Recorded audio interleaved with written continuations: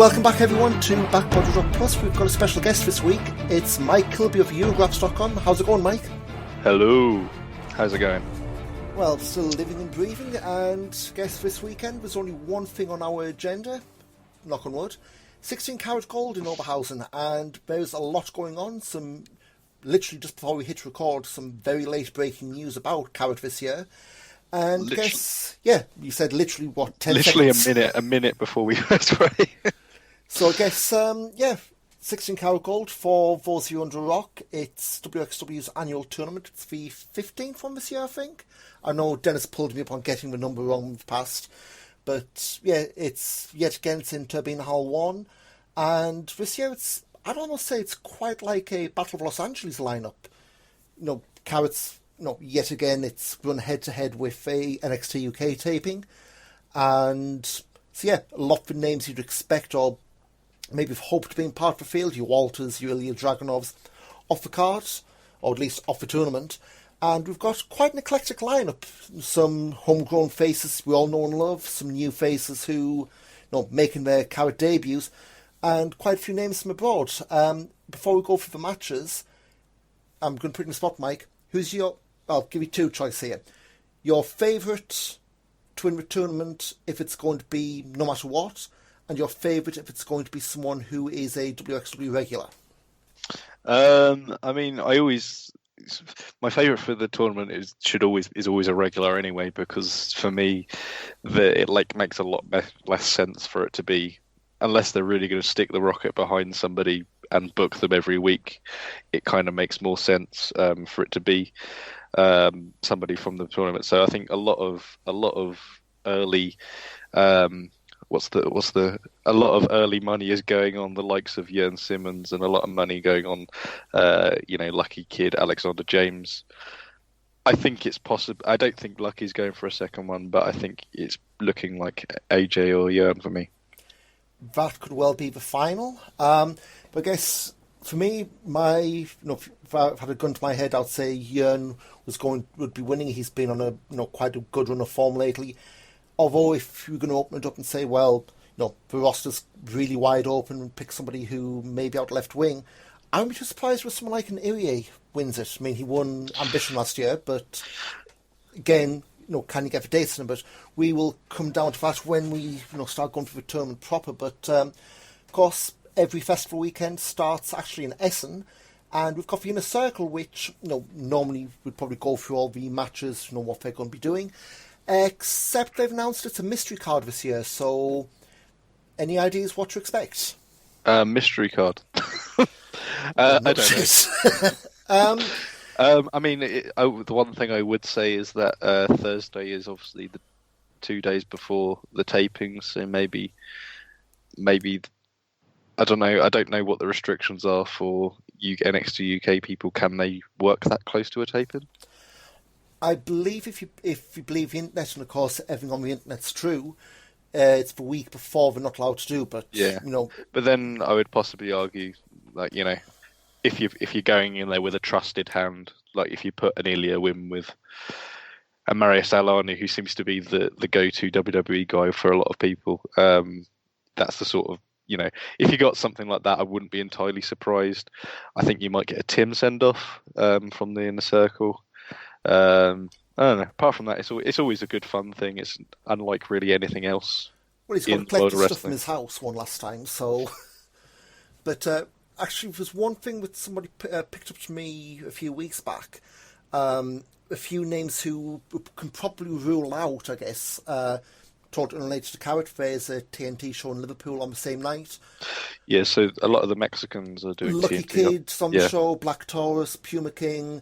They're on the same match. Just looking for a lot of the guys who are in Ambition, not as well. I should just look off post here. Ace Austin, if he was ever booked. Mike Bailey won't be on. Taurus, Puma King. So yeah, so if you're hoping to see some big lad luchadors at the Wrestling Academy, then maybe not this time. But yeah, I mean, I've been to a few Inner Circle shows, been to a few Academy shows, and those events, the night before the warm-up to the main festivals never let down.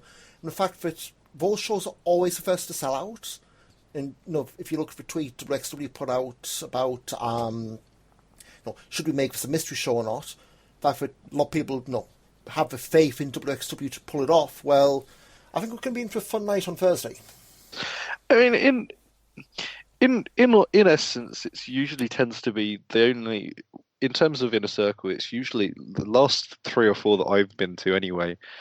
It's been mostly a mystery in the sense of they announce maybe one key match, or 1 or 2 key matches, and the rest is kind of you get your obligatory 4-way before the tournament. Yeah, which usually is, I usually find whoever wins the 4-way usually goes quite well in the tournament. But the other thing is, like, obviously it's a little bit like a pre-season friendly, sort of like a warm-up thing. But I remember there was a match from Carat 17. It was Riddle versus Starr, and they was going 110 miles an hour like for the whole match, and that was definitely not a warm-up match. That was full speed from the beginning. And I think you'll get some guys, again, we've said there's a lot of luchadors won't be on. But you'll get some guys who'll be looking to make an impression on the whole weekend. I'm guessing your Julian Paces, your rotations will want to really stamp their whole name on the whole weekend. So, yeah, it'll be interesting to see who they have. I mean, the fact, like, say, the luchadors won't be in, that takes a fair bit of a lineup if you're just looking at the 16 carat guys. But, again, you'll also have folks in the academy. Yeah, you have people like... You have people like Lavaniel, you have people like, it depends on if they're bringing people like Hector in early. I mean, Avalanche is obviously the new head coach. You expect he's going to be in it.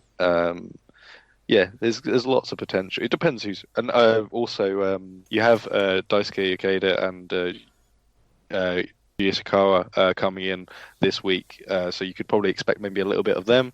But there's lots of there's a lot. It's always a bit of a broken biscuits of a sort of show anyway. It's always a good fun sort of experience. And again, we're all done and dusted in about 2 hours of an interval. So if you're going there, the worst part of it's really waiting for the train there and back. But, standing in the cold. The train is always delayed coming back from Essen. Yeah, and we kind of mentioned our preview of Oberhausen in general, but if you're going over, get the DB Navigator app, guys. There's one ticket machine at Essen's Oliver Rhine Nord. It's not fun to queue at.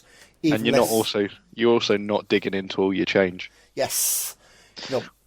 DB app uses PayPal. Christ, for the number of wrestling shows you go to, you have to have PayPal, so get that. It's a lot more straightforward. And I've learned the hard way when I went for the anniversary show in December. It'll actually have a full timetable because at Deutsche Bahn have cut down all the timetables. So I think when we went for Tag Festival, it was showing every single stop. Now it's not the case, so... That is it's kind of going on a bit of a tangent here, but I've noticed in Essen Hauptbahnhof, Essen, in Oberhausen Hauptbahnhof, that the board doesn't show every train anymore. Yeah. So, and I was looking at the timetable again, tangent, looking at the timetable, and there seems to be like twice as many trains to Essen that I ever remember there being. So I don't know what's going on. Again, DB Navigator app, that'll tell you everything. You It's can a good make app. tickets there. It's less headache, less queuing, and like this, I've been to enough inner circles where that queue for that single machine is an absolute pain in the arse. So, yeah, download it and you'll thank us later. But this is the DB Navigator Spotlight podcast you're listening to. Yeah, no, all you need now is random German soap opera stuff. But we'll let Yacht Pay talk about that next week. But we'll start with the big event, 16 Carat Gold Night 1. And we've got, it's actually 10 matches announced so far. We'll start with the traditional 4-way for the rarely used if ever alternate spot. Scotty Davis, Hector Invictus, Rust Taylor and Lavaniel. I think the last few years we've had the alternate, I think, was it last year, the year before, when Jörn got injured, the alternate actually got into the tournament? It was 2018 because Satoshi got in. Yeah. So instead of, if there's anything late breaking miss, one of these guys could end up doing double duty in the same night. But yeah, I mean it depends if somebody it depends if somebody just because they're quite within their rights to drop out over the travel fears, so it is possible that it may actually. This year more than ever. But just gut feeling, which of those four would you tag for winning the four-way? For me, the one that immediately jumps out is Russ Taylor, because he seems to be a bit of a kind of quite trusted hand really with WXW at the moment. But I'm actually very excited to see Hector. I don't know if you've really seen much of him. He kind of wrestles on the German sort of second level of wrestling. He's used to work as TKO. He was absolutely Andy's the graffiti rapper kind of gimmick. Yeah, so he used to work as TKO, and now he's got a thing. I think it's called Invictus is his new thing. He's just a really good, solid worker. He kind of a little bit in the same mold as Marius Alani, that sort of worker. I'd be really interested to see him on like a bigger stage. I mean, he looks pretty good in the qualified tournament in Obertraubling. I think obviously Rust was also meant for that tournament as well. He pulled out, I think it was work commitments or something like that. And obviously the Bielefeld show, he tried to get rotation spots. That didn't quite work out that way. But yeah, it wouldn't surprise me if Rust got the four-way spot. And a bit of a spoil for what we'll be talking about in a second. It wouldn't surprise me if he also got into the tournament proper without people pulling out. But I guess we may as well start on the actual tournament matches, and I'm not going to go with who do you think is going to win the whole thing we said at the start, but just for night one, after this it's a blind bracket. We'll start for bottom, Lio Rush against Alexander James. Lio kind of being we're sorry, made good for the NXT UK taking spotting up against him, I guess, but there's also a big question mark over the fact he might not even be in the tournament because he's got a possible orbital fracture, isn't he? Yeah, it was that video, the NXT, was it the injury report they do after, not last week, week before's. Actually, did he work NXT this past week? You're asking the wrong one. Let me check. Cage match exists for a reason. It's past Friday in Boston. No, he wrestled main event of 205 Live. That's the show that Larry Zonk and about 4 other people watch, so still 2 more than NXT UK. So Cornbat, he should be fine, but yeah, massive test, I would say, for Alexander James, at least in terms of, say, like name value, I guess. It is. It's certainly a interesting lineup. I think it's an all Maryland tie, isn't it? I think they're both from Maryland, so there's kind of a little bit of history with that. But I think, and obviously AJ's is very well trusted in WXW. I think I kind of remember 2-3 years ago I said give him 5 years, and I think he could possibly be like a Tim Thatcher sort of level things if he sticks with WXW in that sort of thing. I think I see a lot of similarities in the way they've had their first couple of years. Yeah. So I don't think it's going to be a cut and shut. Oh, Lio Rush is immediately going over, because I think they might want him for other things over the weekend. So there's the traditional thing on Sunday, but we get round that when we get there. Second match was actually the first one announced, I believe. Marius Alani against Carat Noir, which, I mean, again, was a bit of a tangent. Carat Noir, current Progress World Champion. He debuted at Back to the Roots and hasn't said a word, but that's not surprised. He doesn't promo, but he doesn't need to. Well, yeah, but I'd be very much surprised, very much interested to see where they go with this. Alani just come back from that suspension latter end of 2019. Carat Noir debutant. This one to me is pretty much a coin flip. Yeah, and they again kind of saying about WWE friendly guys. These are the sort of people who I see as being on the B list of, yeah, they're okay to work with, because obviously Carat Noir's Progress champion. Alani worked all of the WWE guys at Carat last year, so I think both it's totally been a coin flip really, but both probably could be used later in the weekend a lot better. Yeah.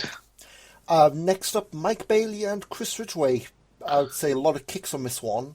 But yeah, again, this one, Mike Bailey would probably fit more into that match we'd be thinking of on Sunday, but the fact that both men are also an ambition on the Saturday lunchtime. Again, I don't say if it's a coin flip, but this one, either man could go through, and I don't think you'd lose or gain anything by doing so. I think you could get a semi-finalist out of this match, for sure. I think you could even possibly have one of these go to the final. Maybe Bailey Speedball possibly going all the way to the final. He has got the big international gravitas. He's still unlikely to be disappearing, and he could possibly have more dates over in Europe. So I think he could be a good shout for quite deep into the tournament. Yeah, I think out for 2, I'd probably be more. Nothing against Chris Ridgway, but I'd probably be more inclined to back Speedball than Ridgway just out of those two. But next one, maybe not quite as clear cut. Julian Pace, his debut in the tournament proper against Bandito. I may as well tie this into the next match, Puma King and Notation. You'd have to think that at least one of the two hometown lads aren't getting knocked out in the first round, but which one do you drop? You would hope, because really, in terms, I mean, if we count AJ as it as well, there's only 1, 2, 3, 4, 5, 6 domestic guys in the tournament. You kind of, and I think somebody like Rotation getting the underdog, getting through to the second round thing would be a lovely story to have, and likewise, you could also see it being a tag team match at some point over the weekend as well. This bracket against the other side. So I think I think one of them will get past the other. One of the domestic guys will get past one of the Mexicans. And there's also the elephant in the room. Oliver Carter not involved because of NXT UK. Norman Harras not on this show. Do you see him being a thorn in the eye for Julian Pace Rotation's backside and maybe trying to take their spot? Yeah, quite possibly. And likewise, there's a lot of you've got the Pretty Bastards who are kind of unaccounted for. Well, they're in the tag team match, but later on. But they don't have a faction name, unfortunately. But they're always going to be floating around this tournament, and I'm surprised Harras isn't in the alternate 4-way. In all honesty, but yeah, maybe it's quite possible. After that, two big lads, Shikahiro Irie and Black Taurus. I just hope that ring's reinforced. I mean, last year, Irie won Ambition. If you haven't seen it before, he's very agile for his size. I think is the backhanded compliment you can give him. Black Taurus, the same, but I don't want to say in steroids, but the same, but a lot more amped up. This one could be the sleeper match for the entire night. Yeah, I've got a. It's very much like there was the Avalanche Irie match at last year's Carat, which was a bit of a low key banger. I think it's going to be a lot of the same with this one for sure. Penultimate match, Daniel Makabe against Eddie Kingston, and that one to me is a massive clash of styles. Of course, Makabe known as for his submission wrestling, Eddie Kingston not exactly, but Makabe just went all the way to the finals of St. Louis Anarchy's Strong Style tournament about a week or two ago. And that was a no-submission tournament, so who knows. But we both saw Kingston at the cockpit yesterday, and I don't know whether it was selling or whether it was legit, but he looked a bit banged up after that match with Matt Curtis. Yeah, a little bit. I think one of Kingston's strengths, really before... I've kind of really turned a circle on Eddie Kingston, because I kind of hadn't really. I saw him a handful of times before that, and I hadn't really been sold on him. But seeing him work against somebody a lot smaller, in the likes of Chapman and the McGee match, which I think was 10 times the Chapman match, the Dan McGee match was. I think this one is going to be a lot of the same, probably a little bit more fight from Makabe, obviously, but I am really, really looking forward to this one, simply because I think he just works really, really well with someone a lot smaller than him. You mean Daniel's not going to bring a keychain air horn gimmick and hold up the microphone? I would hope not. Well, you never know. Could be blue is for colour if it's a love of Chelsea, but I think that one, again, a lot of these first round matches are coin flips. Make a lot of sense if he stuck around to help David Starr in, but I get there. Last Carat first round match, Jörn Sims and Lucky Kid, the battle of two favourites, so someone's going home early. And they always have this at Carat. They like obviously last year there was the Walter David Starr match. There's always a match like this at the start of Carat, which is kind of people go, well, the person who wins this one is the one who wins the whole tournament. And likewise with Tim and Lucky last year. Not that people really thought Lucky was going to win, but Tim was one of these people who was highly expected to do well. And I think, for me, I think it is fairly clear. I think Jörn is winning this match anyway, and going very deep into the tournament. But again, we've been stung on the easy choice of Carat before. So, and I guess a few things maybe worth mentioning, of course. This on, I think it's night 2, I believe it is, on the 7th. GWF running in Berlin, and I know last year's tournament. Or previous years, you had guys who did night 1 in Oberhausen, night 2 did GWF and came back. So I know he's not currently on the posters or anything like that, but at the same point, it wouldn't surprise me if Lucky Kid went out night 1 and came back and had some part to play in the final. Yeah, I think that's a fairly reasonable I think that's a fairly decent possibility. I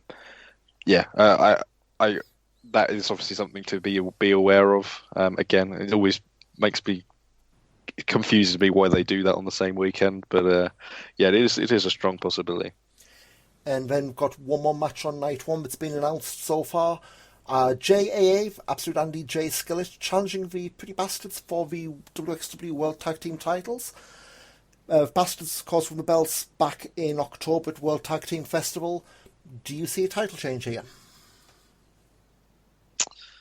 I don't actually. I think there will be a lot of comic relief because obviously Carat is a big serious thing, but this will be a bit of comic relief halfway through the show. And for me, I think it's going to be Pretty Bastards will retain. I think for me, but it's going to be they'll have a lot of fun spots in it. But I think Pretty Bastards are keeping hold of it. I don't see JAA really taking it off. I think it's maybe worth pointing out, last time we were all in Oberhausen, JAA were dastardly bad guys, now they're beloved, and maybe everyone's finally latching on to Andy being the cool dad.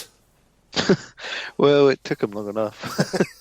Well, again, soaking half a crowd for Super Soaker will do the trick as well. Yeah, definitely.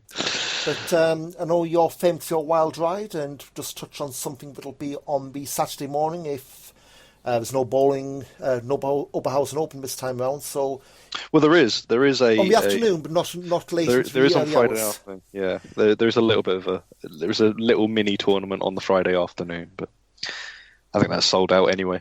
Yeah, I think still Nippy's Bowling Palace still welcome to come along. It's not going to be as big as it was last year, but yeah, it's still sold out. Mini tournament, you're all welcome to come along and watch. 3 p.m. 3 p.m. time. So if you're getting in, if you're doing it in a circle, you'll be around anyway.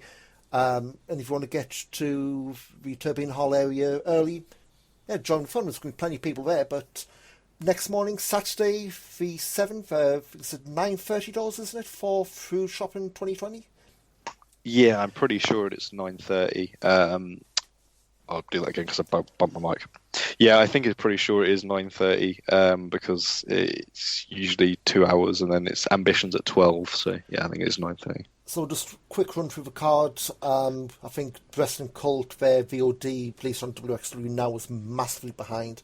I think Cult. Yeah, they're doing Cult shows from 2018. Wow. So anyway, if you're looking to see some live graps on Saturday morning, or you just want to see everything and somehow survive a weekend, we've got a No Limits title match. Now I didn't know Scotty Davis was booked, but it's He might be. He's over. How the hell do you pronounce it? Lahien Durancon? Christianium Lahien, I think. He's like he's a French wrestler. Well, with a name like that, you'd think. But alongside Norman Harras, a very young Golden Boy Santos who badly needs to give new promo pictures out, and Julian Pace in a four-way. Yeah. That could be interesting for Julian if he's late start and late finish and early start Friday to Saturday. Maybe that's tipping something off. Pace has always done the Saturday morning. This will be his third Saturday morning show in a row. I think he's the only person who's done that. Give me the Iron Man then. Well, except for like Carnage, but yeah. Tom LaRuffa against Absolute Andy for the Cult Championship. Now, yeah, I vaguely follow along Wrestling Cult, but Absolute Andy winning the Cult title, that's a bit of a surprise. I don't want to tag a Wrestling Cult the home of old WXW champions, but it is keeping that trend going. And I think Tom LaRuffa, if the name sounds familiar, well, he was part of NXT in the early days. Sylvester LaForte. Sylvester LaForte, that's the one. And was he? I think was he in? He was in WXW for a while. He was also in TNA, and I'm just going to look at again our friends at Cage Match to see what he was known as there. Basile Baraka. I could think Baraka, but I thought that's Mr. T. Yeah. So that's still Baraka, yeah. So he's challenging for the title. There was meant to have been Casey Owens against Melanie Gray. Melanie Gray's injured. The only other match announced, Carnage against Rico Bushido. Are you going to go in for 2 doses of Carnage this weekend? Oh yeah, I mean I try and watch it. For me, Carnage is kind of gone beyond irony, and I kind of semi get it. I sort of get it now. Because Carnage is a very if you've never seen him, he's Oberhausen's own, and he used to be in WXW many years ago, and I think he's a little bit problematic from what I understand. He's very, very popular in Oberhausen, and a little bit like how you had there's people who are very, very big in Fight Club Pro and nowhere else. It's kind of that sort of vibe. Yeah, he stalls for reactions. He's very, very slow. He's methodical. He stalls for reactions half the match. He's not the best worker in the world, but I kind of get it. It's a culture shock for anybody who's never seen him before. I think my first exposure to him was Wrestling Deutschland 2 last year. The less we speak about that, the better. Yeah, and that was against Bad Bones, which is another person who stills for a lot of reactions sometimes. Ooh, yeah. So, yeah. So I mean, I've never seen Carnage have a good match, but I kind of like it. Everybody's got a guilty pleasure. Yeah, it's like that. When you sometimes go abroad and you have this liquor that you drink and it's absolutely disgusting, but you kind of keep going back for it. It's kind of that. I bought some after Carat last year, some kraut liquor from the airport, and it's absolutely foul. What's that thing from Hungary? Unicum? I've never been to Hungary, but I'll take your word for it. Unicum, it's like a kraut liquor sort of thing, and it comes in these little circular bottles. And I think everybody who ever goes to Budapest brings back a bottle of Unicum because, it was great. We was drinking this, and then you have it at home, and it's absolutely disgusting. I think Carnage is the same thing. He's the wrestling version of that. So we touched on it obviously in the Wrestling Cult. Melanie Gray off the weekend with a knee injury. She was meant to have challenged Amal for the women's title at one of the Carat shows. At this point, WXW haven't announced what's going to happen there. Do you think the women's title is going to be on the line over the weekend? And if so, against who? I have a feeling that it may be on the line against somebody who's not been announced for the show. So that's all. I know she Kelly lost to Melanie Gray in Hamburg a couple of weeks back. Yeah. Obviously returned for Rev Pro yesterday. You never know. Again, WXW's women's division has been a little bit on the light side lately, but again, can't blame them. Their whole storyline from the anniversary show to this was Melanie Gray's big return. So we'll have to see what they do to fill in the gaps and whether Carson Beck is in his gold cummerbund congratulates them all for her beauty once again. If they did do, I'm going to say if they did do not Carnage, sorry, if they did do Killer Kelly versus Amal for the title, it would be befitting of the occasion, so it wouldn't be the worst thing. Yeah. So, guess next show, if you've gotten up early for food shopping, is Ambition 12. It's the single elimination shoot style tournament. I think it's the fourth time they've done this in a year. They did obviously Carat last year, the wildcard edition in Tag Festival. They did a show in Toronto as well. So it's been out quite a lot, but we'll say we've got our 8 names in the tournament, and we've actually got 2 super fights. Go for those first. Ethan Allen against Luke Jacobs. That's been tagged as the next Ambition fight. And I'll admit, this is a match they had at Tetsujin last year. It's always been on my I want to see list. I've never gotten around to it. But, they're the young guns in the Northwest, and they've had dates in progress. I think Fight Club Pro, they've done OTT as well, so they're getting around a lot. But, we're not brothers, but we're as good as, the teens who tag a lot. They're going to absolutely kick lumps out of each other. Yeah, and I will defer to you because you've probably seen a lot. You've seen a lot more than I have. People who I trust say that they're one of the best tag teams in the country in the UK, and I'm excited to see them go at it, and hopefully they maybe get a bit of a run out later on in the weekend. I think again with this, because they are, I would dare say out the Ambition crowd is probably looking about 400 or 500 that time of day. You'd probably be looking at not even a fifth of that crowd knowing who they are. So it'll be very, very interesting to see how many people they can turn onto them, starting from scratch. So it's going to be a big test for them, but not in terms of the in-ring. But on the other end of the scale, we've got the super fight, Daisuke Ikeda against Yuki Ishikawa, which, I remember that was announced at Tag Festival, Alan Farrell absolutely lit up for it. Shame he's not going to be there for it, but there's always VOD. But that's going to be a nice little, it's going to be a nice little match for people who followed their careers. I'll hold my hands up. Both their times in Japan long before I started following the Puro scene, but that should be something quite special if Ishikawa's match with Thatcher last year is anything to go by. Yeah, I like yourself.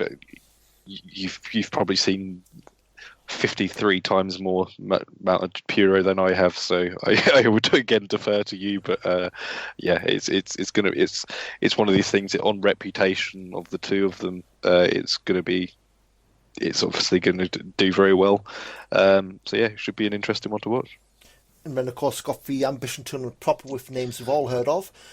First round, Scotty Davis, Mike Bailey. To me, if Speedball's going far in Carat, I can't see him going far in Ambition. And I think as well, Scotty Davis.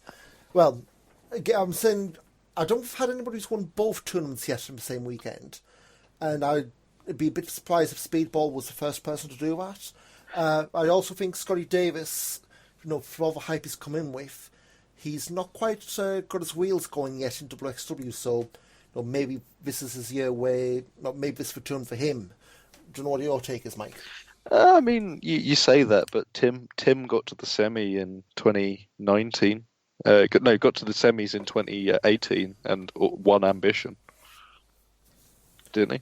Yes, he did. Yes, because last year, of course, he was out in pretty much the first 24 hours. So last year it was Irie. The year before, Tim won, and he got to the semis. So I think there is precedent for it, and I think for me it was a very odd. Irie was a bit of an odd winner, really, for me last year. But Speedball would be a great choice for it. Ridgeway would be a great choice for it as well. And then obviously there's other people in the tournament, which it's a real stacked one. It's a low key stacked one for people. If you're kind of into that sort of thing, there's a lot to be excited about in this one. I guess you just mentioned Chris Ridgeway against Veit Muller. Now you've seen Dead End, yeah? Yes. Now I know the reasons behind it, but the reaction Veit got in his hometown, I almost started feeling bad for the poor lad. I mean, he's completely had his legs chopped off by the whole the collapse of. I'm not saying it's Walter's fault or anything, but Walter disappearing when you would have expected them maybe to have a good bit of a blow-off match or two. Walter disappearing, ring camp basically ceasing to be a thing once they inducted him. I kind of He's a victim of Shotgun disappearing in a way, because there would have been things for him to do. Yeah. which there isn't anymore. So he's kind of gone for a bit of a lumberjack look, and it's a shame. It is a real shame because Fight is one of these people that I think for sure should be, I would say at Shotgun sort of level, like a regular on the old Shotgun kind of shows. Fight Miller should in the sense of Fight Miller should really be where Bobby Guns was 3 years ago, in that sort of level on the card. If you get me when I say that, kind of like always on the cards, he's on the old Shotgun show more often than not. Maybe Shotgun champion even, and just constantly bubbling up underneath. Yeah, and I think he's a fairly he comes across a little bit shy, but he's very reserved. I think a person, and I think that kind of worked quite. He didn't say very much, but what he said mattered. Yeah, and I think that again, that's something lost when you don't have a weekly TV thing. Yeah. Do you think Ambition rehab's not the right word, but the best one I can think of, because in the Hamburg show probably was cornered by Vincent Heisenberg, another guy I think out of Nordisch Fight Club. Do you think they try and do something with him on this show or this weekend, or do you think that's maybe a touch too soon? Who, Heisenberg? Or just Heisenberg and Weiss? You could do again, kind of jumping ahead again. Like day 3 is always a bit of a crapshoot of a show. Really, it's kind of all something. You've also got the Sunday morning show, which again is a little bit of a crapshoot. So you kind of get a bit of a left field matches sometimes. Yeah. So I think it is possible. Maybe you have him as his walkout man. I don't know. I don't know. It's worth an odd one. Next in Ambition, Kevin Lloyd against personal favourite Daniel McCarby, noted Sunderland fan. Don't kill me, Dan. Yeah. Sexy Kev as well. That is going to split the crowd. I know the Ogdens were, I think, Kev's only big fans. Well, the Ogdens and Shauna, but that could split some loyalties. The fans from the northwest of England and pretty much everybody else, unless Daniel wears his Bushy Dortmund shirt again. It does crack me up that Sexy Kev's now on. Kevin Lloyd's on WXW shows now, because the first time we went to Carat back in 2017, it was me, Alan Cheapshot, Arn. We was all talking about sort of northeast wrestling and Sexy Kev. Sorry, northwest wrestling. And sorry, did I cause a problem? No, northeast wrestling. You're talking about Dragon Izu and Benji, not the Hungarian lad. Yeah. But Sexy Kev was one of these wrestlers that was getting quite talked up as a kind of a really fun local character sort of thing, and it's mad how he's kind of come into the WXW canon as it is, because this is his second tournament, isn't it? Back Ambition. So see if that can be parlayed into anything. Of course, Maccabee, bit for regular now in WXW. He's been announced for the Tampa show over WrestleMania weekend, and as long as he doesn't wear that Bushy Dortmund shirt, I think he'll go quite far in this one. Yeah, I think when I just remember the time he come out and he was like, "Boo!" Yeah, my bad. You can hear it on the VOD of the wild card. Taking his when he come in the Sunderland shirt. Yeah, taking the hoodie off, and all you can hear must have been Martin Dean. All you can hear was, "You fucking it was boo!"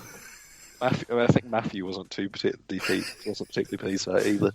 Oh well, but it should be a fun time. Ambition plays well. Both Kevin Lloyd, going into more of the shoot style, wig and snake pit style wrestling. Maccabee, we're big fans of him. And if you followed any of his stuff from last year, his name's getting out there a lot. So it'd be interesting to see if he can actually go one better than he did in October. The last first round match, Tyson Dew and Russ Taylor. This one, of course, Russ was over for Tag Team Festival in October. Tyson Dew's over for the Showcase show later on. Former Cruiserweight Classic. I'm trying to think, did he do Velocity a lot in the past? He's one. I know he did TNA. Was he part of Team Canada back in the day? Yeah, he's been on TV a bit, but not. I couldn't tell you of any time he's ever.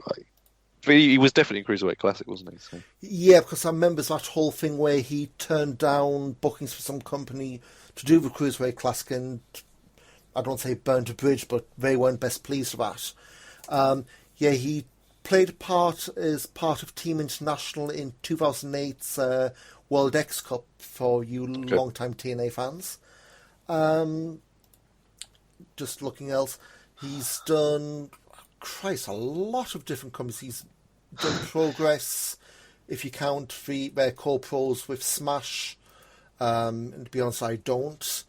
Done a lot of WWE stuff, going back to Velocity in 2002, Sunday Night Heat, one SmackDown dark match.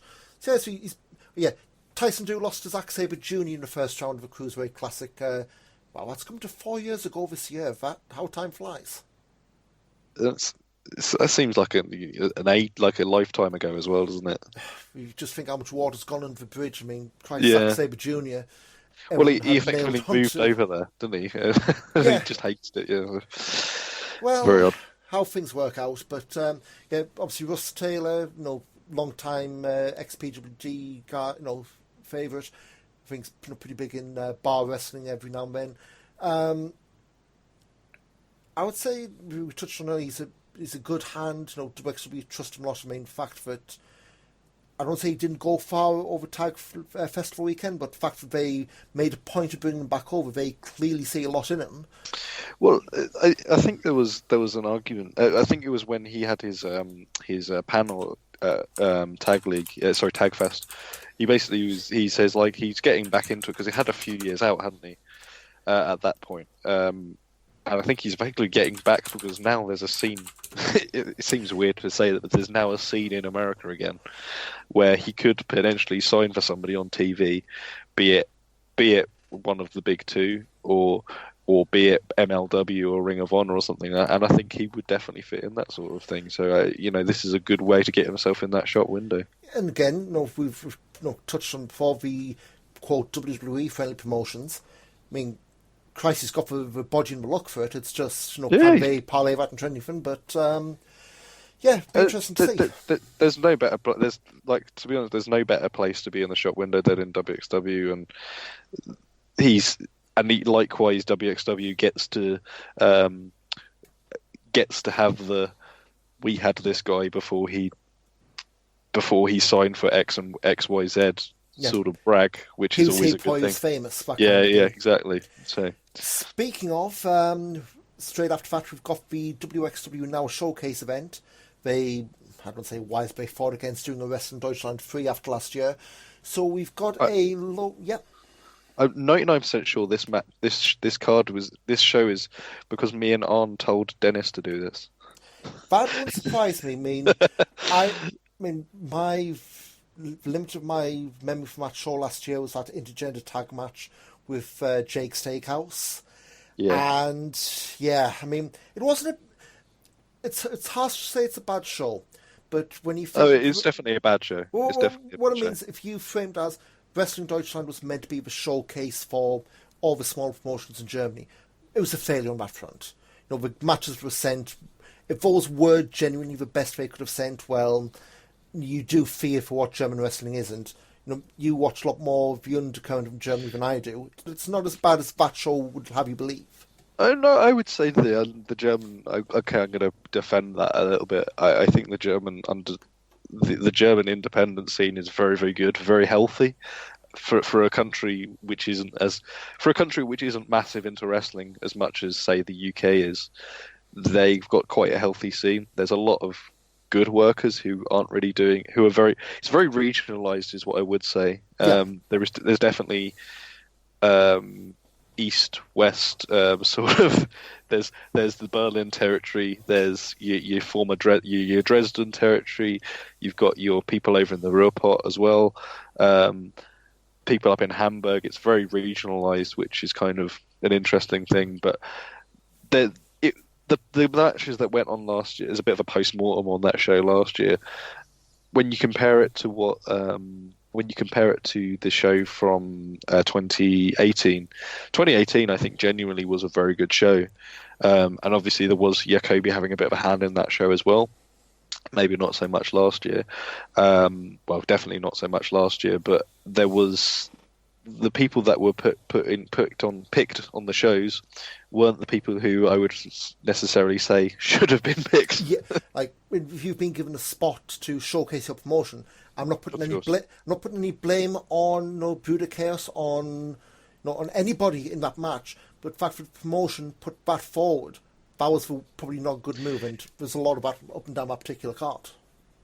For me, I wouldn't be criticising the workers necessarily. I'd be criticising the promoters for picking the matches that they did. I'm not going to name the promotion because I can't remember which one it was, but there was a promotion that put a wrestler who'd only had 6 matches, or even less than that, at that point, in the mixed tag. Yeah. There was. If you watch Who's Next, you can probably join the dots. But this year, it's a completely different format. Very good. It's showcase of WXW now. For those who don't subscribe, how are you watching WXW? But they've got 7 different promotions putting an offer match on. So in terms of storylines, this doesn't really mean much, But in terms of who's actually going to be on, I think it's interesting who's been picked. So I'll go into the areas of expertise I sort of have. The body slam. The body slam match one is the one for me is the most interesting of all of them. Body slam is an excellent promotion. I think I've spoken about it before on the big European tour. Bit of a plug there. Olasander, Emeritus, and Michael Finn. I think that's 3 of the best people they could have picked, and fair play to them. I'm glad they've done that. Likewise, Wrestling Cult Carnage is going to be a big draw for the Oberhausen crowd. Really good. Mexberg, I've not seen stacks of. I have seen it a handful of times, but I can't really think of much beyond it. Luca De Pazzi, he was on. He's quite high. I've heard a lot about him. I've not seen stacks of, unfortunately. But apart from that, I'm very, very. A lot of it is a bit of a mystery for me because there's a few American things on there. Yes, go through the lineup. Smash are putting forward a 4-way, and it's quite interesting because all these guys are part of a group there called the Pillars. So Brent Banks, who's done a few dates over in England, Pro Wrestling Clash, I think he's done Progress. I think he did Defiant as well a while back. I may have even seen Brent Banks actually. You might well have done. Now you say it. Against Tariq. Tarek I've seen, he's very good. Tyson Du, I've already mentioned, and Sebastian Suave. To me, it's interesting they're putting 4 guys from the same faction together, so clearly this is more a exhibition than anything that could even vaguely play in storylines, and apologies for any viewers of Smash if they're doing a storyline where they're teasing splitting up these 4, my bad, but yeah, it seems interesting that it's the lead faction who are in this one match, but yeah, it should be interesting to see. CZW, and I'm just going to check to see if how far behind they are, because I know CZW now are actually releasing stuff up to date on WXW now. As it stands, we have a CZW champion, Joe Gacy, against Retrosexual AG, Anthony Green. To me, I've seen a lot of Anthony Green through Beyond. It's a good character. The character's really good. How it's going to play in with German, like the 80s. I don't want to say kitsched up, but I'd almost say kind of like the Schwinger Club, just about the sex.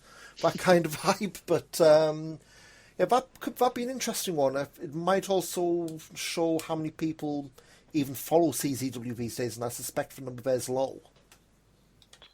CZW is one of these things that always surprises me. No matter how little it registers on any radar, there's always somebody who follows it. Yeah, that'd be me. So. The problem is, I think CZW moved venues a while back, and it's them and there's another group of promotions who are out of Kentucky where they set the same number of seats out for every single show, and it's the absolute worst thing you can do because it just tells how few fans you have. Like the CZW show that dropped on Wexley now, I don't think it's one from today, but of the pay-per-view they had last month, one fairly recently, the crowd that they had was shockingly low. So yeah, I mean, it's limping along, I guess you'd say. Bear in mind how Game Changers completely eclipsed them, but yeah, it'd be interesting to see, how many fans of CZW in the past, still, have a place in the heart for them. I mean, it could, this is completely from outside because my knowledge of CCW is absolutely naught, but there was a point where it was probably top. It was a top 5 US indie, I think, at one point, wasn't it? And I wouldn't even say it would register in that now, would it? Really? I mean, it wouldn't register in the 10, I don't think. No. And again, there's literally next to no buzz for it. It's not something I ever hear outside of the occasional. Oh, the Tournament of Death was last weekend. Yeah. So. I mean, Joe Gacy, Anthony Green, probably two of the best workers they can put forward. So it'd be interesting to see what they do turn out. White Wolf Wrestling out of Spain, Caden against Rizzo. I'll hold my hand up. I know nothing about either of these guys, so again, starting off a blank canvas. Me neither, but I trust White Wolf's judgment because they're a company who know what's right. kind of. I don't know anything about them, like yourself, but I trust White Wolf to have picked people who are suitable for this show. I'm surprised. I'm surprised it's not. They've not brought Zayas and Golden Boy in as possibly done a tag team match because Golden Boy Santos and Zayas are now the tag team champions there.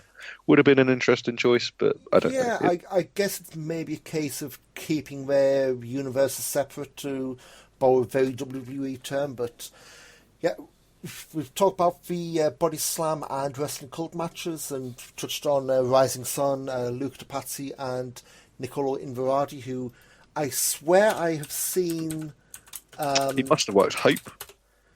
A lot of them worked Hope for a while. So I know last year they did a tour in America, and it may have been on a CZW show I saw them on, with one of the independent groups. Okay.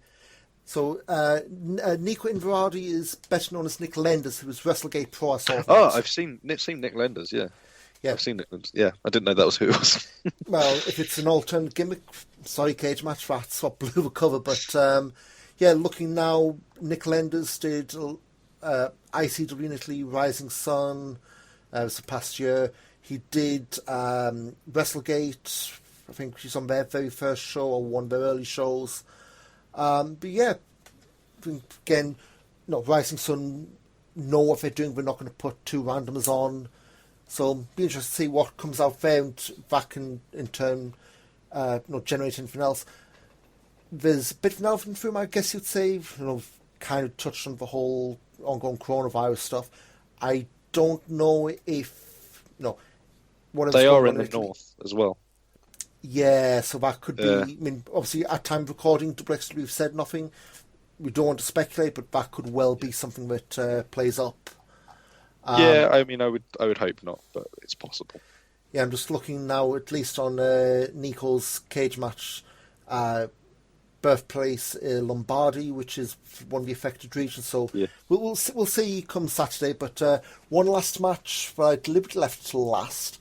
British Empire Wrestling are putting on a women's match, Kat Von Cage against Lex Zavallo, and yeah, it's one of those where she's done a lot for BEW. Looking at Cage Match now, she's done a lot for PWS in Holland, a lot for IPW in Germany, not for one that's changed hands a lot of times. It's not as good as that one. Well, yeah, I saw that show, and yeah, it was the reason why I just tuned it out. But yeah, Pouchy's, again, Cage Match could be way behind, but she's going into this as BEW Shooting Star Champion, whatever the hell that is. So I think Kat Von Cage either is a... Yeah, so this is a champion v champion non-title match because Kat Von Cage is their women's champion. So, yeah, so I guess that makes sense why we put those two forward anyway. Again, it's another promotion which has no buzz whatsoever, so I don't know very much about it. Yeah. The only thing I know about BEW is that, well, there's a few things, but basically as soon as Eve returned in 2008, they kind of disappeared, really. Yeah. BEW was kind of big for a while, and then Eve returned, and then, yeah. So in the last year I was on holiday in Malta, and we didn't go in Vienna, but they had a show in Malta on the same day. Well, BEW? Yeah, with Pro Wrestling Malta. I think it's maybe about half an hour away from where we're staying. So we went on holiday to get away from wrestling, so yeah, that was never going to be a thing, but they have a lot of their shows on high spots, and again, this isn't no point and laugh at them, but again, the problem with promotions putting all their stuff on, and it's the stick a camera up, point to the ring and record it kind of deal. If you have low crowds and you just have fixed cameras, it's very easy to show, it's very hard to hide low turnouts, and like say BEW, they bring a lot of weird and random names, and I mean, I'm looking at their cage match, you're looking like Lady Frost out of America, Baby Allison, around these parts. Yeah, it's not to say that they're a bad promotion. They're just a promotion that is never spoken about. I mean, I didn't realise the Soldiers of Fortune, ex-Cult Tag Team Champions, I want to say, Andrei Ivanov, Sean Lukes, they until last November were their tag champions. So maybe I should be going to more of them shows. The problem is they're almost always in schools. I don't see much advertising for them. Yeah. And again, it's the whole thing of, like say, when Eve came back, a lot of their big names didn't work. They didn't stop working for them, but when Eve came back, your Tony Storms, your Nixon Newells, they moved their focus elsewhere. And that's not to say that BEW is not worth watching, but everyone's got to start somewhere. But if you're looking at if you're a snob, I guess, of the indies, it's probably not the kind of show you'd go to. Well, it's just like I say, it's one of these promotions which, when a lot of people, most people would say, yeah, they know of Eve or they've been to Eve, and BEW, it's, unless you're really deeply digging into it or you've seen a poster for it or something, it's not really one you'd know. But I'm quite excited to be surprised with all of these matches. I'm happy to be surprised. Yeah, so that's the WXW Now showcase. Of course, later in the evening, got 16 Carat Gold Night 2, just for one match announced so far, which is title versus career. Bobby Guns against David Starr. I think I know which way you're going to answer this, Mike, but do you see a title change, or do you see WXW losing a star? I think, and I'm going to stay as impartial as I possibly can, I think Starr losing is more likely than I think you think it is. I think if you look at the way he left Progress in a bit of a weird position, I think it's likely he could lose. Guns is a star in the ascendancy, I think, still. This whole storyline seems to have the whole thing with the storyline. It doesn't seem to have kind of come out about naturally. It's kind of felt a little bit shoehorned in. And I don't know. I've got a good feeling he's leaving. Yeah, I see where you're coming from. I mean, obviously, Carat last year, not Carat, but after Carat last year, Starr walked out in WXW.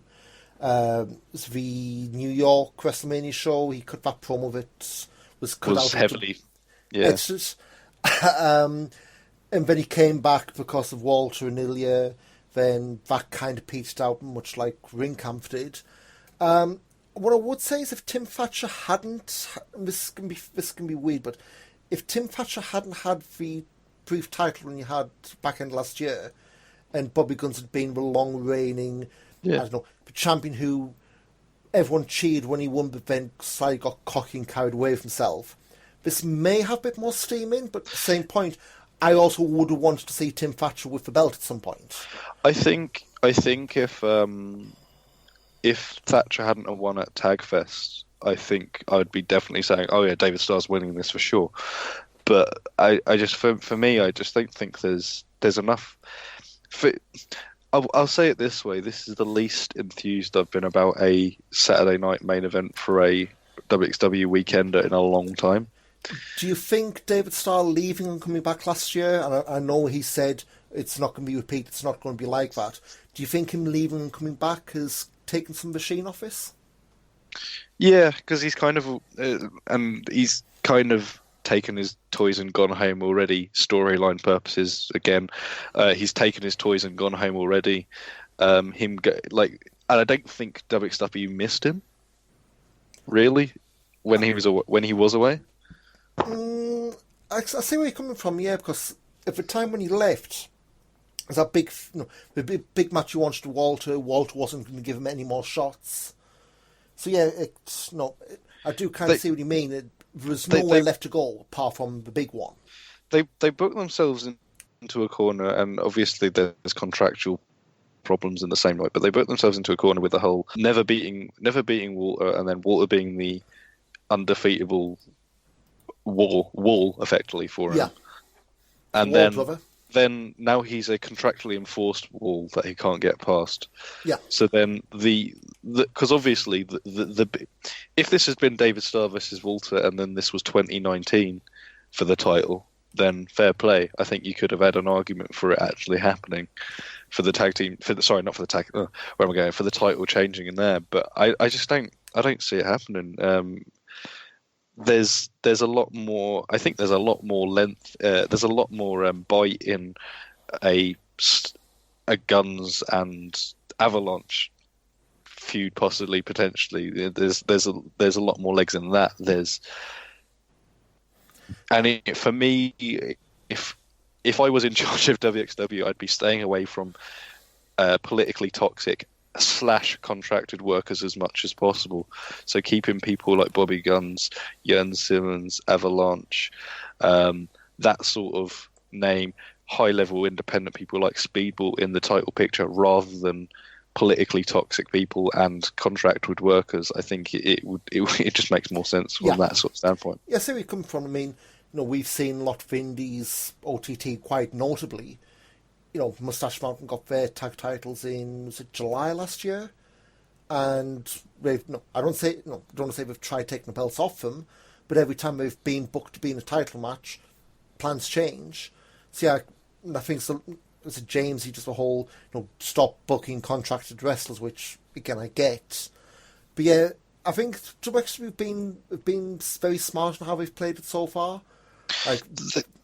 Their roster they've built, their roster they've built is getting there. It's getting there, and I think we kind of said something after the one in January, Back to the Roots. Gary said it, and he said they're a company that is definitely in the rebuilding process. And for me, and I think you'll get, as fans, I think you're going to be rewarded by sticking through the rebuilding process. Yeah. Now, for me, as much as immense talent that David Starr is, he's immensely talented. I don't think it's in the best interests of WXW to put a hot independent wrestler who's not really, as much as he's been in WXW since the beginning, he's not a WXW guy.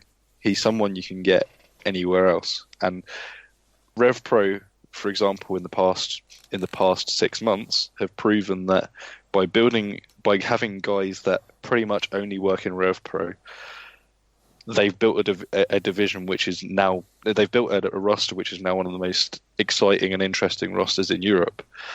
WXW has the opportunity to do exactly the same thing with their rosters, and they don't need to have as many imports and big international independent names than if they just stick with their domestic guys. Yeah, I mean, I think I've said in the past, Levaniel, who was at last summer, he was kind of like a joke, whereas now, he doesn't, as much as I wouldn't say the greatest, but you've got a character. His promos are absolutely amazing, considering how inexperienced he is.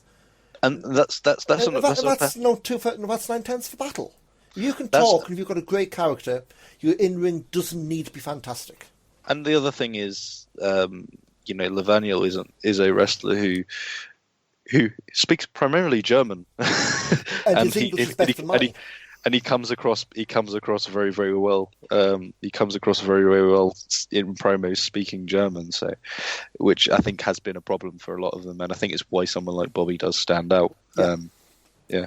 So at this point, we'd probably plug a bit more of night 2, but the only other bit of news we got is what came out just before we hit record tonight.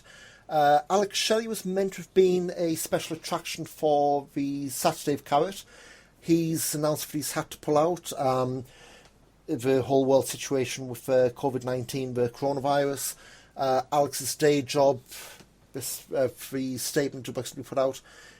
He works with immunocompromised patients in the clinic in his real job, so he can't risk exposing himself to a possible infection by travelling to Germany and wrestling. He's put a statement out. I don't say it's long-winded, but basically it's along the lines of, even if he doesn't get sick, he doesn't want to be a carrier, which, I think, we've seen Jonathan Gresham, he pulled out sort of APC in France this weekend. Jordan Grace made similar overtures as well. It's not the first. I don't think it's going to be the last. Maybe not for this tournament, but just in general.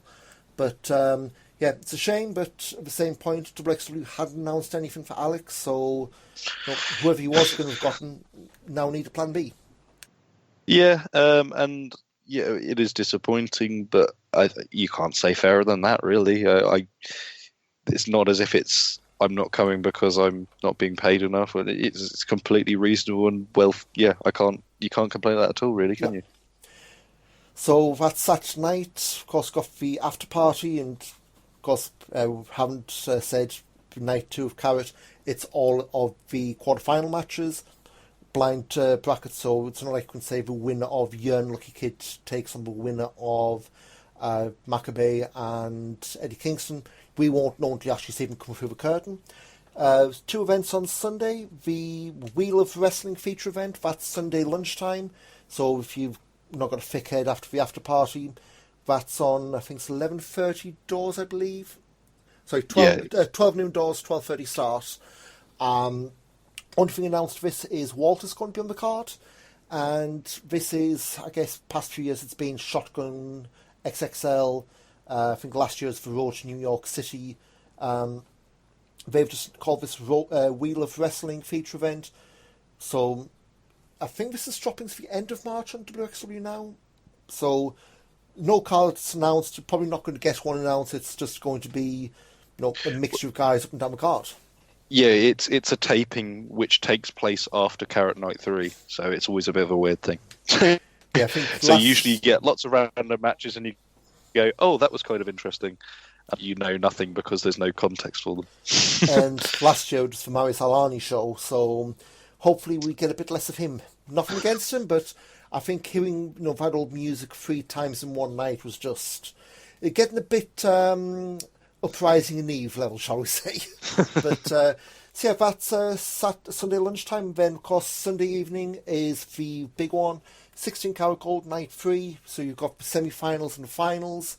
There'll be some other stuff as well, but 2 matches announced so far.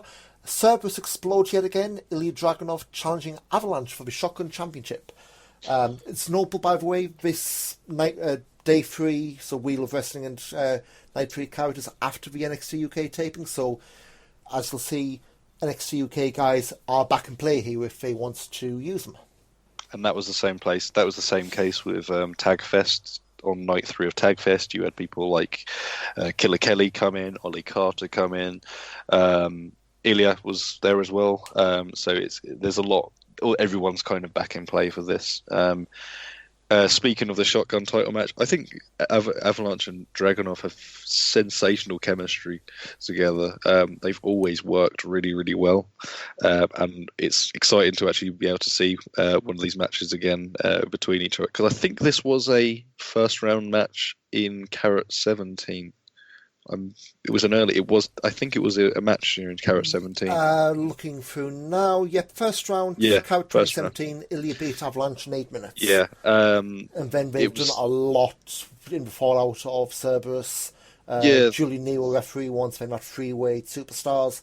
So a lot of history. So if we get Dirty Dragon or Julian Nero make an appearance in this match, I'd be well happy. But where's the Adam Polak? Oh yeah, well, Adam Polak as well. But it's that these two people with excellent chemistry, and I'm really excited to see this one. Do you see this title change, or do you think Avalanche is going to be holding on to the title he's just won back? Um, Because again, it opens up the question of, do you put your belts on a contracted guy, not knowing? yeah. Um, it wouldn't. I mean, they put the tag team belts on Ilya last year, and I thought, is that a little bit below him? But it. I don't think it would be the worst thing in the world to put the belt on Ilya. It would bring a bit of gravitas back to the belt. Not that it was really ever lost it, but I think post Bobby Guns, it kind of lost a bit of its way. Yeah. So, yeah. And the other match is going to be a bit emotional. Timothy Thatcher's farewell to the Indies. He teams with Yuki Ishikawa, taking on Walter and Daisuke Ikeda. This is going to be, well, how long the match is. It's just going to be one big sing-along of there's only one Tim Thatcher, isn't it? Yeah, and it's going to be an interesting.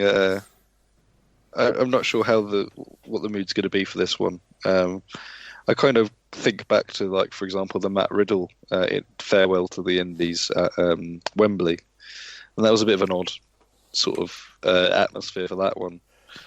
I think with Tim, I mean, I was at the 19th anniversary show when he lost the belt, and it literally was lost the belt. He was out as soon as he could. And I know Tassilo Young mentioned, when he got signed, that they could easily have done the big ticker tape thank you for everything Tim thing, but he didn't want. So, in a sense, it's not strange, but I'd almost dare say that if they didn't want to do that for him at the anniversary show, and no, don't be self-important, so and so, but is this for us, for fans, to do a thank you, Tim? Yeah, possibly. I mean, and again, this is kind of worms I kind of touched on a few weeks back when the signing was announced. It's a dead horse that's been beaten around on the internet about all these signings. Tim Thatcher's one of those I would put in that bracket of, he's signed, he deserved to be signed. He's been around everywhere. Japan was meant to be a destination he wanted, but didn't materialise. There was never any interest, yeah. And really, if there's enough on the table from WWE, well, what else he's going to do? Stay in MLW and do taping a month? Yeah, there is that, and he's at least going to NXT proper. And at least there's a lot. He's done a lot more, and he's got a bigger CV of work behind than. Name your next 21-year-old who signed an NXT UK deal. It's a dead horse. I don't really like getting into it more than everybody else and who's ever owned a Twitter account has ever got into it. It's very easy to. There's disappointment not seeing him anymore because I won't ever see him wrestle again. It's fairly likely I won't ever see him wrestle again. So it's gonna be sad in that respect. But yeah, fair play to him. He does deserve it. So, I guess that's pretty much it on a sour note then for Carat. So, saying Jörn Simmons both our favourites to win 16 Carat Gold this year? Yeah, I think, he is for me, yeah, definitely. And I guess, while we're going about, obviously, 16 Carat Gold, they do the match to kind of set the table for the rest of the year, and I know WXW's schedule this year, from what they've announced at least, is a bit on the weird side. I know... just pulling up the next events now. So after Carat this weekend, True Colours in Dresden in April, Broken Rules and another feature event. We're doing two back-to-back shows in Oberhausen in June. Yeah. That, again, to me, the fact they've moved Broken Rules from November up to June, I don't know if anything's up, but it's a bit weird. It is, but then also the other thing is, last year we had Drive of Champions, which was a new feature event. There's a lot of fluidity in the calendar. A lot of the time, the calendar doesn't really get announced until after Carat. So, for example, Shortcut to the Top wasn't announced until Easter, at least, for sure. Because I waited until it was announced before I booked it. And obviously, we've got the change in the Catch Grand Prix, which for me, I'm absolutely frothing at the mouth in excitement for, because I'm pretty sure it's just going to be a G1 sort of thing. So so may as well touch upon that. That's 5 nights in Oberhausen, which I'm pretty sure that McDonald's outside the Turbine Hall are just rubbing their hands in glee at that. But I don't think so, because what excites me about it is it's going to be 5 nights in Oberhausen. Well, there's a little bit of disappointment because I would have loved it if it had started in Hamburg and with keep the maybe tradition up, yeah. I would have liked Wednesday in Hamburg, Thursday in Bremen, because Bremen is Germany's home of wrestling, to be quite honest. It's where the old CWA catch shows would have been. I thought that that would have been a good, nice nod to the history. Maybe a nice crowning evening for Bobby Guns, have a good match in Bremen, but that's beside the point. Likewise with Hamburg, have a bit of Hamburg catch, but 5 nights in Oberhausen. They're going to be evening shows the first 3 nights anyway, so they're going to be 8 p.m. starts. So we're going to have full days. We're going to have nice dinners for a few days. It's going to be nice to run around. We might see a bit of culture going. It's going to be like going on holiday a little bit, but it's going to be good fun. I'm really looking forward to the Catch Grand Prix. We're still waiting to see what the actual thing is, but from what I understand from people who I've spoken to, it's going to be a round robin sort of thing.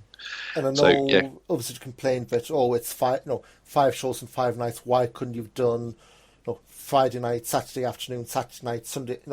Condensed all. It's like you can't do that for a round robin tournament. No. It's bad enough. Like my pet hate's a bit weird considering we're talking about Carat and you've got semis and finals on the Sunday show. But my pet hate is when you have one night tournaments because you almost kind of, dare I say, being cock teased with the first round of the semis because they could be good matches, but they've got to be done in 10-15 minutes because they've got to work 2-3 times in one night. Whereas at least here, okay, you're working 5 nights in a row, but at least it's one match a night when you've got 24 hours to recover, that kind of thing.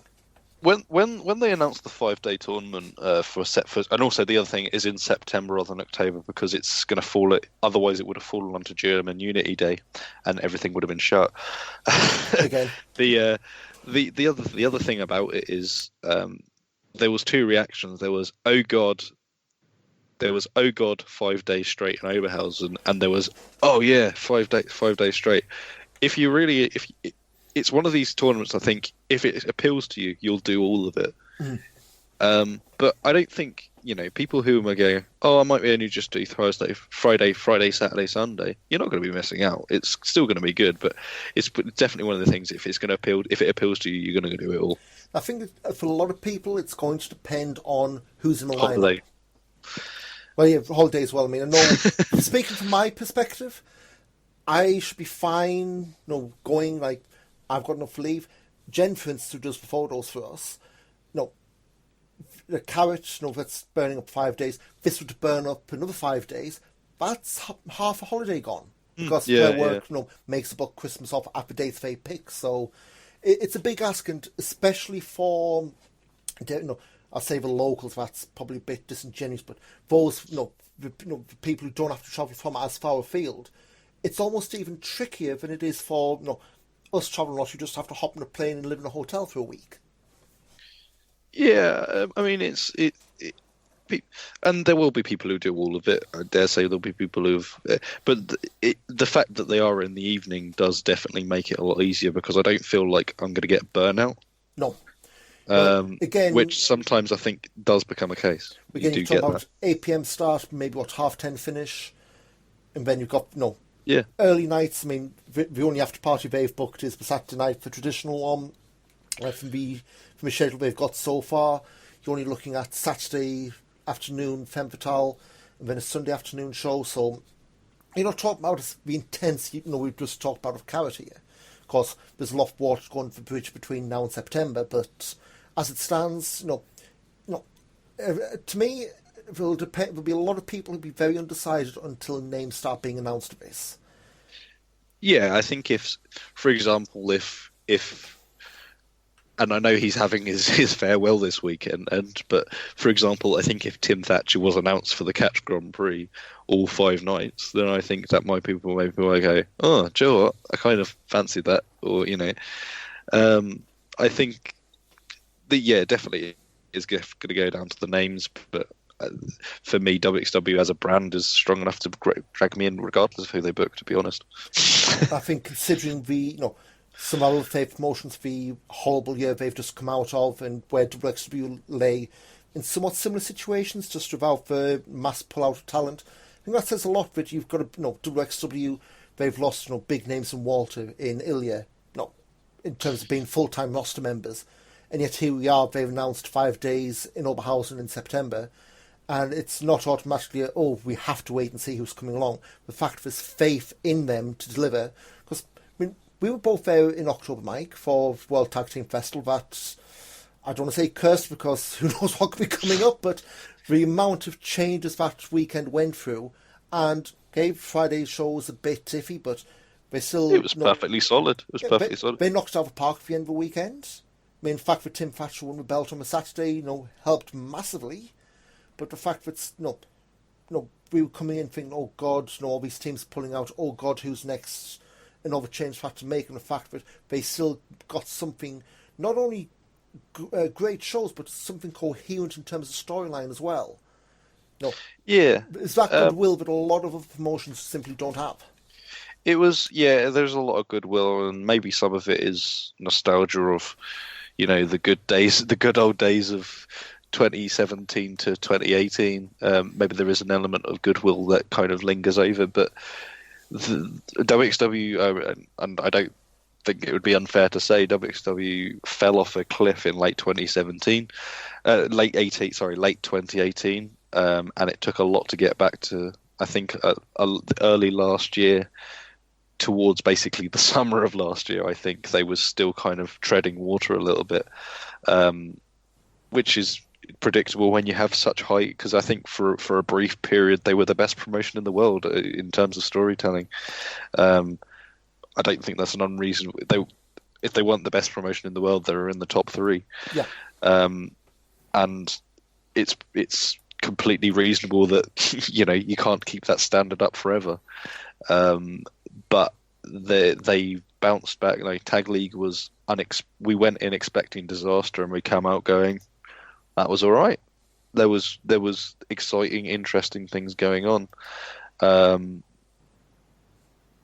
Obviously, we're kind of walking into another one, which is, there's always a bit of there's uncertainty of a different type this time. We're now more wizened and more bitter about, as a consumers, we're more wizened and bitter about things like contracts. I think even up to last year, this time last year, we wasn't really as ingrained. I think people were more trenched into the whole NXT UK thing. There's still an element of fear and frustration with the politics, but at the same time, this is a very WWE light tournament, barring Lio Rush, who, in fairness, is a main roster guy, who I don't think anybody who is allegedly on his way out anyway, from what is said. I think there's a lot to be excited about this weekend. Absolutely, and again, for those who maybe can't travel, this will all be on WXW Now, WXWNow.com. And this year, I think Katja and the crew, they have, I would say, taken it easy, but they've actually gone for a lot more manageable schedule. So instead of everything dropping in the space of 5 days, which I had no idea how they kept that up, and I know most years have had issues, but what we're going for, Inner Circle will be dropping Monday the 9th, then 2 days later, Night on the Carat, 2 days later, so that'd be Friday the 13th, Night 2 of Carat, the Sunday 15th, Night 3, Tuesday the 17th will be the Ambition Show, Thursday the 19th is the Wheel of Wrestling feature event, and last but not least, on the 21st is the WXW Now Showcase. Those will be dropping. It's usually about 7 p.m. UK time, if it's the usual schedule. So, you won't be waiting a couple of days for Inner Circle, and then a bit staggered from there. But the production quality alone for WXW Now knocks out 90-95% of other indies. I mean, at least you can actually see, and those new cameras as well. Absolute improvement. The fact that you can actually see the wrestling and not the floor, speaks for itself. Well, it's broadcast quality. It's broadcast quality. It could quite easily go on television, no problem. So that'll just about do it. Anything you want to plug before we wrap up, Mike? I'm at Mike Kilby on Twitter. It's probably where you'd know me from, but also Eurograps.com is home of all the very best in European professional wrestling. We do the odd review of a lot of Irish stuff, German stuff, kind of random shows which I end up finding on YouTube. It's a good, fun website. It's one that you can try to dip in, and occasionally you'll find something interesting and new on there. That's my site, Eurograps.com, www.eurograps.com, and at Eurograps on Twitter. Thanks so much, Mike. Of course, you can find us BackBodyDrop.com, Instagram at BackBodyDrop. We'll probably have stories and photos unless our laptop blows up over the weekend. Hey, it could always There's happen. no carrot curse yet, so... Well, I'm finding anything that's wooden and smacking. But anyway, thanks so much for joining us here, Mike, and all the best, and we'll see you over in Essen for Inner Circle on Thursday. Yes, see you Thursday. And for everybody else, hope to see you there. If not, catch you down the line.